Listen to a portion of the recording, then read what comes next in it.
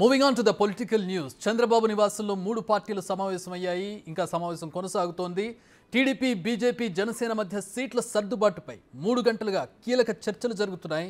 BJP, జనసేనకు 30 assembly, 8 Lok Sabha స్థానాలు కేటాయించినట్లు ఇప్పటికే పార్టీ నేతలకు చంద్రబాబు తెలిపారు. ఏ స్థానాల్లో ఎవరు బరిలో ఉండాలనే దానిపై డిస్కషన్ జరుగుతోంది.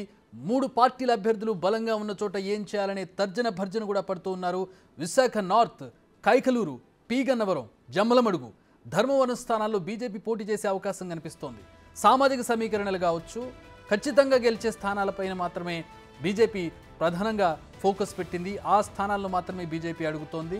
ఇక జనసేన, బీజేపీ, టీడీపీ అభ్యర్థులు బలంగా ఉండి ముగ్గురికి గెలిచే అవకాశం, సత్తా ఉండేటటువంటి పరిస్థితులు ఏం చేయాలో దాని మీద ప్రధానంగా చర్చ జరుగుతోంది.